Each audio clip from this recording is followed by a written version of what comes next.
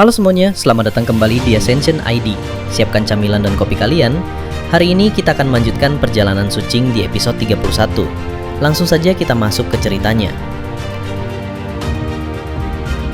Kapal Dharma gagak kemas. Sucing hanya melirik kapten sekilas sebelum kembali memalingkan wajahnya. Dia memilih tetap diam. Baginya, kapten benar-benar terlalu mendalami perannya sebagai third princess. Bahkan cara pria itu berdeham beberapa saat yang lalu terasa begitu anggun hingga membuat Sucing merasa geli. Namun dia tidak berniat mengomentarinya. Pikirannya justru melayang kepada patriark Golden Vajra Warrior. Meski roh artefak itu sudah lama tidak bersuara, Sucing mengenal sifatnya dengan baik. Dia yakin patriark pasti sedang diam-diam merekam semua tingkah kapten. Dan suatu hari nanti, rekaman itu mungkin akan menjadi sesuatu yang sangat berguna. Tepat saat kapten hendak membuka mulut, gelombang fluktuasi formasi sihir kembali menyapu seluruh kapal. Riak energi tak kasat mata bergerak dari buritan hingga haluan, memeriksa setiap sudut kapal. Di bawah dek, gurita raksasa yang mengendalikan kapal langsung gemetar sebelum buru-buru berlutut menunggu proses pemeriksaan selesai. Tak lama kemudian, kawanan Ghostress Butterfly perlahan berpencar. Pandangan Sucing akhirnya terbuka. Di bawah sana berdiri sebuah gerbang raksasa yang sangat sederhana. Hanya dua pilar batu hitam yang menjulang tinggi, sementara di tengahnya berputar sebuah pusaran hitam pekat. Kilatan petir merah terus menyambar dari dalam pusaran itu, memancarkan fluktuasi yang membuat ruang di sekitarnya bergetar. Namun perhatian Sucing segera beralih ke area di luar gerbang. Ratusan jamur merah raksasa tumbuh memenuhi daratan. Di atasnya berdiri hampir 1000 kultivator klan Mair Laut.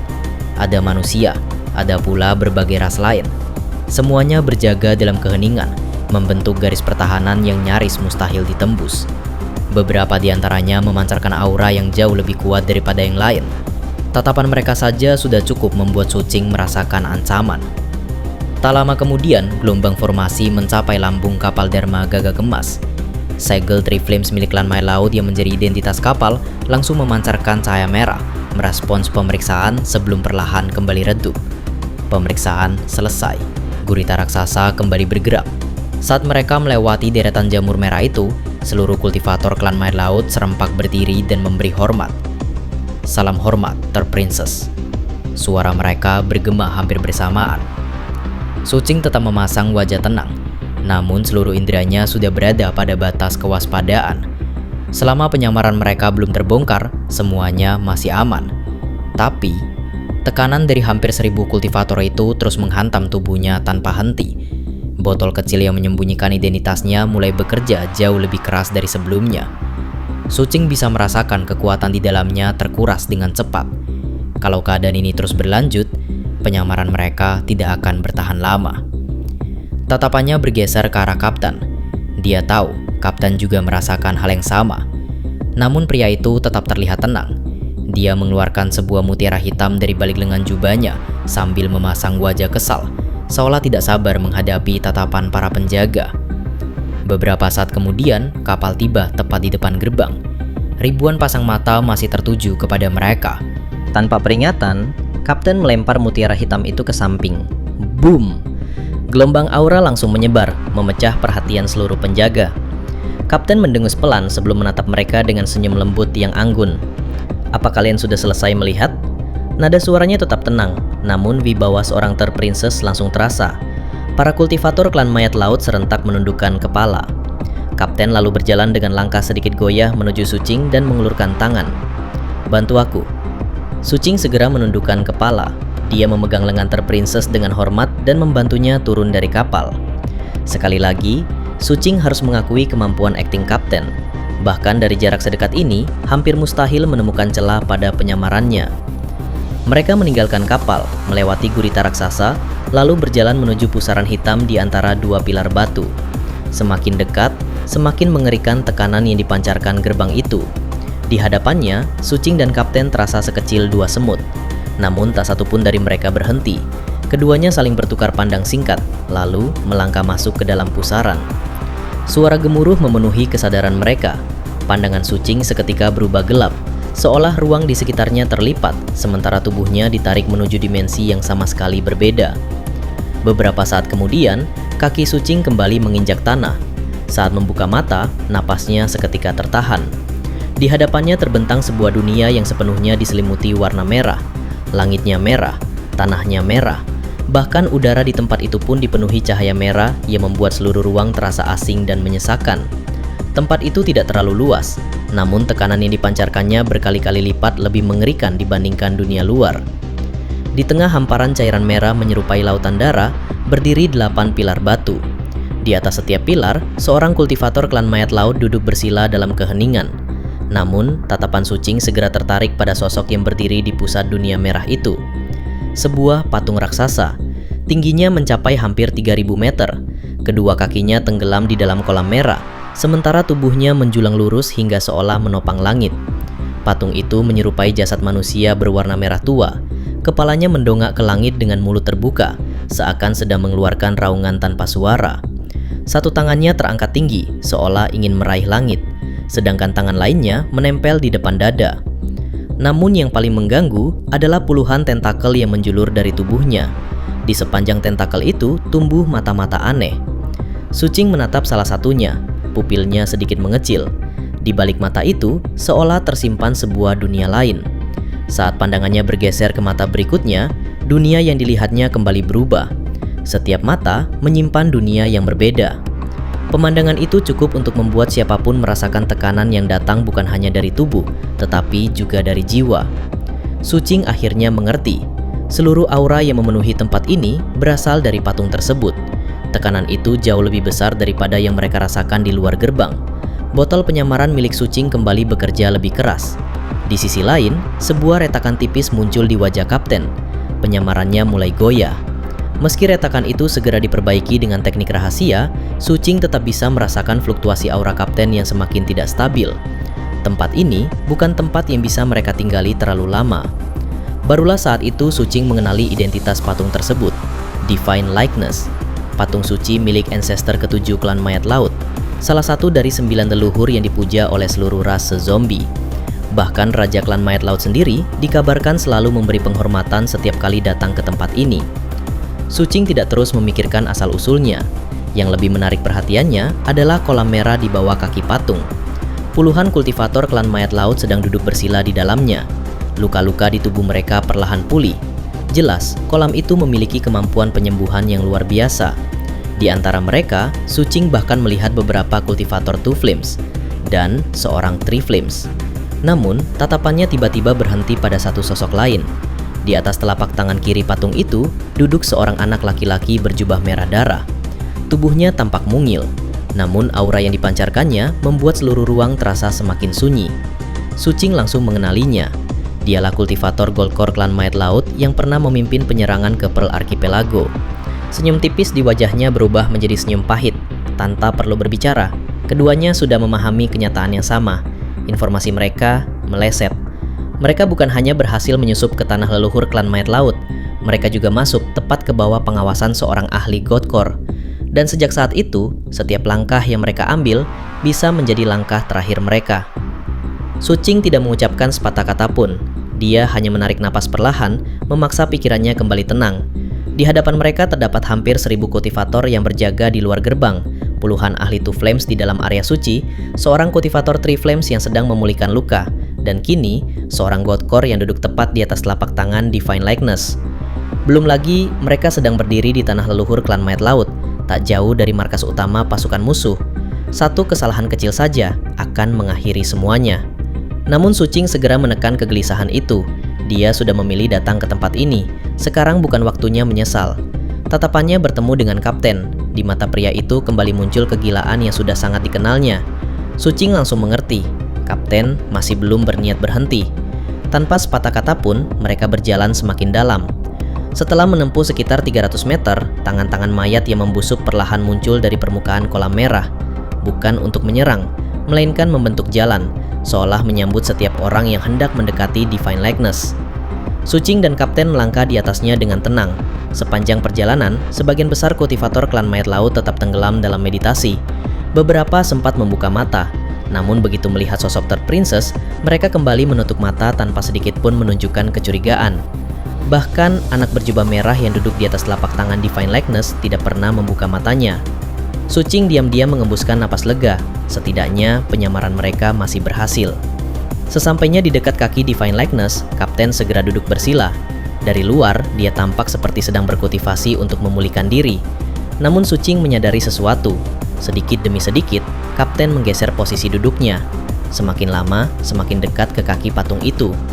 Sucing tidak bertanya, dia sudah terbiasa dengan rencana-rencana gila Kapten. Kalau pria itu melakukan sesuatu, pasti ada alasannya. Sucing pun melangkah masuk ke dalam kolam eliksir merah. Begitu cairan itu menyentuh tubuhnya, matanya sedikit berbinar. Energi yang terkandung di dalamnya benar-benar berbeda. Bukan energi spiritual, bukan pula mutagen, melainkan kekuatan yang sangat murni, membawa nutrisi yang kaya bagi jiwa. Hampir seketika, seluruh Dharma Aperture miliknya ikut bergetar. Sucing langsung memahami nilai sebenarnya dari kolam tersebut. Kolam ini mampu membantu membuka Dharma Aperture. Namun dia tidak gegabah. Membuka Dharma Aperture di tempat seperti ini hanya akan menghasilkan fluktuasi energi yang terlalu mencolok. Itu sama saja mengundang perhatian semua orang. Karena itu, Sucing memilih cara yang jauh lebih aman. Mengumpulkan energinya terlebih dahulu, sebanyak mungkin. Setelah berhasil keluar dari wilayah klan Mayat Laut, barulah seluruh energi itu akan digunakan untuk membuka Dharma Aperture. Semakin banyak energi yang berhasil disimpan, semakin besar pula peningkatan kultivasinya nanti. Sucing segera duduk bersila. Perlahan, basis kultivasinya mulai berputar. Aliran cairan merah bergerak keluar dari kolam, memasuki tubuhnya sedikit demi sedikit sebelum berkumpul di dalam dantian. Energi yang terkandung di dalamnya begitu murni, hingga seluruh Dharma Aperture yang masih tertutup mulai bergetar hebat. Bersamaan dengan itu, rasa haus yang luar biasa tiba-tiba muncul dari dalam tubuhnya. Sucing membuka mata sejenak, tatapannya menyapu area di sekeliling. Tak seorang pun memperhatikannya. Dia kembali memejamkan mata, lalu melanjutkan penyerapannya tanpa ragu. Di tengah jantung markas klan Mayat Laut, di bawah tatapan Divine Likeness leluhur mereka, Sucing diam-diam mencuri kekuatan yang menjadi sumber kebanggaan musuhnya. Basis kultivasinya berputar perlahan, menyerap aliran energi merah yang terus mengalir memasuki tubuhnya. Setiap tetes energi itu begitu murni hingga membuat Dharma Aperture yang masih tertutup bergetar pelan, seolah menunggu saat untuk benar-benar terbuka. Di tempat seperti ini, sedikit keserakahan saja bisa berubah menjadi bencana. Bagi klan Mayat Laut, tempat ini adalah tanah paling suci. Hanya mereka yang memiliki kedudukan tinggi atau berjasa besar yang diizinkan memasuki kolam Blood Elixir untuk memulihkan luka. Di luar sana, lapisan penjagaan, formasi sihir, dan para ahli klan Mayat Laut telah menjaga tempat ini selama bertahun-tahun. Tak seorang pun menyangka, di tengah area paling suci mereka, dua penyusup sedang duduk dengan tenang, menyerap kekuatan yang menjadi kebanggaan seluruh ras zombie. Sucing membuka matanya sedikit, tatapannya bergerak perlahan menyapu sekeliling. Anak berjubah merah yang berada di atas telapak tangan Divine Likeness masih bermeditasi. Kapten masih mempertahankan penyamarannya sebagai terprinses dengan sempurna. Sucing kembali memejamkan mata. Dalam hati ia terus mengingatkan dirinya sendiri. Aku hanya mengambil yang kubutuhkan. Aku tidak boleh serakah. Energi Blood Elixir terus mengalir masuk. Semakin lama, semakin banyak Dharma Aperture di dalam tubuhnya yang mulai berdenyut. Saat itulah, sesuatu bergerak di bawah permukaan kolam. Shadow milik Sucing. Lebih dari 100 mata kecil perlahan terbuka di dalam cairan merah itu. Dengan rasa penasaran, Shadow menyerap sedikit Blood Elixir. Sesaat kemudian, seluruh matanya menyipit bersamaan, seolah baru saja mencicipi sesuatu yang sangat lezat. Tanpa menunggu perintah Sucing, Shadow langsung mulai menyerap Blood Elixir dengan kecepatan yang jauh lebih tinggi. Sucing sedikit terkejut, namun ekspresinya tetap tenang. Kalau Shadow juga bisa memperoleh manfaat dari Blood Elixir, itu tentu merupakan kabar baik. Setelah berpikir sejenak, Sucing diam-diam mengangkat tangan kanannya. Dari dalam lengan bajunya, sebuah tombak besi hitam kecil meluncur keluar tanpa suara. Patriarch Golden Vajra Warrior. Sucing perlahan menenggelamkan tombak itu ke dalam Blood Elixir. Hampir seketika, tubuh tombak itu bergetar pelan. Roh artefak di dalamnya tampak begitu gembira hingga hampir melupakan tempat mereka berada. Ia mulai menyerap Blood Elixir tanpa henti. Sucing mengamatinya dengan saksama, matanya sedikit berbinar. Ternyata, Blood Elixir juga mampu memperkuat roh artefak. Sebuah dugaan lain tiba-tiba muncul di benaknya. Kalau Shadow bisa, kalau Patriarch juga bisa, lalu bagaimana dengan Golden Crow Assimilate Myriad Spirits? Sucing tidak langsung mencobanya. Ia kembali mengamati keadaan di sekitar. Tak ada satupun kultivator yang membuka mata. Gold core di atas telapak tangan Divine Likeness pun tetap tidak bergerak. Setelah memastikan semuanya masih aman, Sucing menarik napas pelan. Lalu, diam-diam, ia mengaktifkan Golden Crow Assimilates Myriad Spirits. Totem gagak emas di punggungnya mulai memancarkan cahaya redup yang nyaris mustahil disadari orang lain. Perlahan, totem itu ikut menyerap Blood Elixir. Begitu energi merah memasuki totem tersebut, mata Sucing sedikit melebar. Kecepatan penyerapannya jauh melampaui dirinya sendiri, bahkan jauh lebih cepat dibandingkan Shadow. Rasa puas perlahan muncul di hati Sucing. Selama semuanya tetap terkendali, mereka benar-benar memperoleh keuntungan besar dari perjalanan berbahaya ini. Namun Sucing tidak menyadari, seseorang perlahan membuka sebelah matanya. Kapten. Tatapan Third Princess diam-diam mengarah ke Sucing, lalu ke Shadow, kemudian ke Patriarch Golden Vajra Warrior, dan akhirnya ke totem gagak emas yang sedang menyerap Blood Elixir tanpa henti. Sudut mata Kapten mulai berkedut, ekspresinya tetap tenang. Namun, tatapan itu perlahan berubah, seolah seseorang baru saja menyalakan api persaingan di dalam dirinya. Tatapan Kapten tidak pernah lepas dari Sucing. Di balik wajah anggun Third Princess, kedua matanya perlahan memerah. Sucing bukan hanya dirinya yang sedang menyerap Blood Elixir, Shadow miliknya ikut menyerap. Patriarch Golden Vajra Warrior juga ikut menyerap. Bahkan, totem gagak emas di punggungnya pun diam-diam menikmati seluruh energi itu. Sudut bibir Kapten berkedut. Rasa iri yang sangat halus mulai muncul di dalam hatinya. Aku tidak mungkin kalah dari bawahanku, gumamnya dalam hati. Dengan gerakan yang sangat alami, ia memastikan lebih dulu bahwa tidak ada seorang pun yang memperhatikan. Seluruh kultivator klan Maya Laut masih tenggelam dalam meditasi. Anak Golkor di atas Divine Likeness pun tetap memejamkan mata. Barulah Kapten mengangkat tangannya perlahan. Dari balik lengan jubah Third Princess muncul sebuah botol kecil. Tanpa suara, ia menurunkan botol itu ke dalam Blood Elixir. Seketika, aliran cairan merah mengalir deras masuk ke dalam botol tersebut. Botol itu tampak kecil, namun ruang di dalamnya jauh lebih besar daripada yang terlihat dari luar. Tak lama kemudian, botol pertama penuh. Kapten menyimpannya seolah tidak terjadi apa-apa. Lalu, ia mengeluarkan botol kedua, kemudian botol ketiga. Satu demi satu, Blood Elixir terus menghilang ke dalam berbagai wadah miliknya. Selain menyerap menggunakan tubuhnya, Kapten juga diam-diam menyimpan Blood Elixir sebanyak mungkin. Kecepatannya kini hampir menyamai Sucing. Sucing perlahan membuka mata, tatapannya bergeser ke arah Kapten. Ia melihat seluruh tindakan itu dengan jelas. Keningnya sedikit berkerut. Dalam hati ia menghela nafas. Kapten, kau terlalu serakah. Kalau terus begini, kita bisa ketahuan. Kapten menoleh, tatapan mereka bertemu sesaat. Di balik wajah cantik Third Princess, Kapten memperlihatkan ekspresi yang seolah berkata, bisa lebih gila dari ini. Sucing hanya memandangnya beberapa detik, lalu kembali memejamkan mata. Ia sama sekali tidak tertarik bersaing. Baginya, selama memperoleh apa yang dibutuhkan, itu sudah cukup. Keserakahan hanya akan memperbesar risiko. Sucing terus menyerap Blood Elixir, sedikit demi sedikit, tanpa tergesa-gesa. Tak lama kemudian, ia mulai merasakan tubuhnya mencapai batas. Seluruh Blood Elixir yang diserap memenuhi setiap sudut tubuhnya. Dharma Aperture bergetar semakin kuat. Shadow mulai memancarkan gelombang kepuasan. Patriarch Golden Vajra Warrior bahkan tampak sudah tidak mampu menyerap setetes pun lagi. Sucing memeriksa tombak besi hitam itu, lalu menyimpannya kembali. Sedikit rasa kecewa muncul di hatinya. Roh artefak itu sudah kenyang. Kini yang masih belum mencapai batas hanya dirinya sendiri dan Golden Crow Assimilates Myriad Spirits. Sucing mengangkat kepala perlahan. Tatapannya jatuh ke Divine Likeness yang menjulang di hadapannya. Semakin dekat dengan patung itu, semakin murni Blood Elixir yang mengalir. Sucing terdiam sejenak, lalu mengambil keputusan. Tanpa menarik perhatian siapapun, ia mulai menggeser posisi duduknya. Sedikit demi sedikit mendekati kaki Divine Likeness. Tak jauh di sisi lain, Kapten yang diam-diam memperhatikan tindakan Sucing langsung menyipitkan mata. Dalam hati ia mendengus.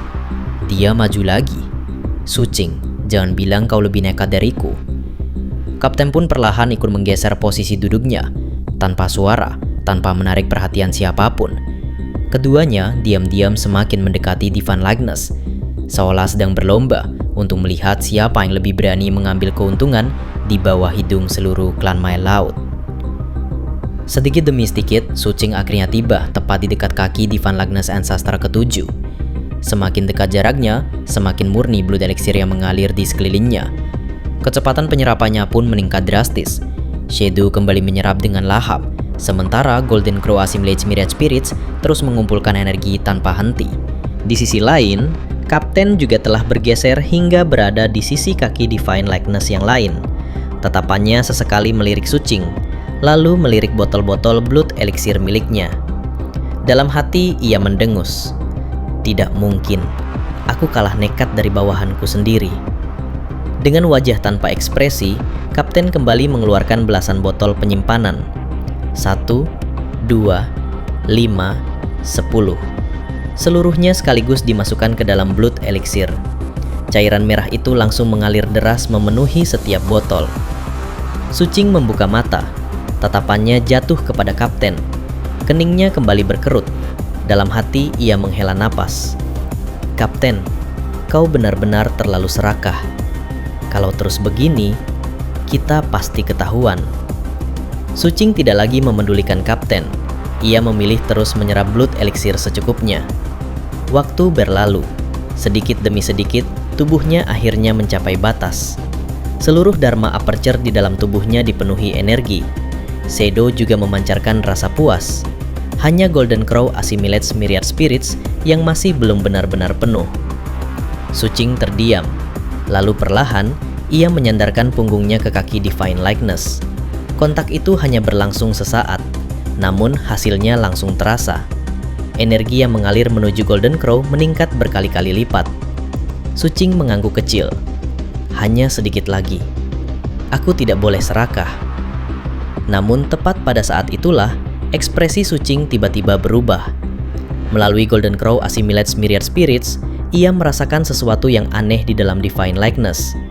Bukan blood elixir, bukan pula energi kehidupan, melainkan arus kekuatan lain. Arus itu mengalir jauh di dalam tubuh patung, sangat samar, nyaris mustahil dideteksi. Sucing memusatkan seluruh indranya. Semakin lama ia mengamati, semakin jelas arus itu terlihat. Itu bukan kekuatan murni, melainkan tumpukan kotoran, impuritas yang selama bertahun-tahun terkumpul di dalam Divine Likeness. Sucing menarik napas pelan. Semakin diamatinya, semakin gelisah perasaannya. Arus impuritas itu sangat tidak stabil, seolah sedikit gangguan saja sudah cukup untuk memicunya meledak. Pupil Sucing langsung mengecil. Rasa bahaya yang luar biasa memenuhi hatinya. Kalau benda ini meledak, bukan hanya patungnya, seluruh tempat ini mungkin ikut hancur. Tanpa ragu sedikit pun, Sucing segera menghentikan Golden Crow Assimilates Myriad Spirits. Perlahan, sangat perlahan. Ia memastikan tidak ada fluktuasi yang mengganggu arus impuritas tersebut. Sesaat kemudian, arus itu kembali tenang. Namun, justru mulai bergerak naik menuju bagian atas Divine Likeness. Sucing mengikuti arah pergerakannya. Tatapannya perlahan terangkat, lalu berhenti pada telapak tangan kiri Divine Likeness. Di sanalah, anak berjubah merah, ahli Goldcore klan mayat laut, masih duduk bermeditasi. Sucing langsung berdiri. Tanpa mengucapkan sepatah kata pun, ia mulai menjauh dari Divine Likeness. Kapten segera menyadari gerakan itu. Ia menoleh dengan heran. Sucing membalas tatapannya. Tatapan itu hanya berlangsung sesaat, namun cukup untuk menyampaikan satu pesan. Pergi, sekarang juga. Kapten sempat terdiam. Ia bahkan mulai berdiri. Namun, ekspresinya segera berubah. Sedikit keraguan berganti menjadi senyum tipis. Lalu, senyum itu berubah menjadi seringai gila yang sangat dikenal Sucing. Melihat ekspresi itu, jantung Sucing langsung berdegup lebih cepat. Dalam hati, ia menghela napas panjang. Selesai sudah. Kapten pasti akan melakukan sesuatu. Sucing segera mempercepat langkah mundurnya. Sementara itu, Kapten justru tertawa pelan. Tangannya masuk ke dalam jubah, lalu mengeluarkan segumpal daging. Segumpal daging yang memancarkan aura divine. Begitu kemunculannya terlihat, seluruh ruang langsung bergetar. Fluktuasi godliness menyapu seluruh groto. Dalam sekejap, semua kultivator klan mayat laut membuka mata mereka secara bersamaan. Dan cerita pun bersambung. Oke, sampai di titik ini kita bisa melihat satu hal. Sucing dan sang kapten memang berhasil menyusup ke tanah leluhur rasi zombie. Namun, tepat ketika semuanya masih berjalan sesuai rencana, satu keputusan nekat kembali mengubah keadaan. Dan seperti biasa, sumber kekacauan itu bukan Sucing, melainkan sang kapten. Kalau kalian penasaran apa yang akan terjadi setelah aksi gila sang kapten, jangan lupa dukung terus Ascension ID dengan subscribe. Sampai jumpa di episode berikutnya.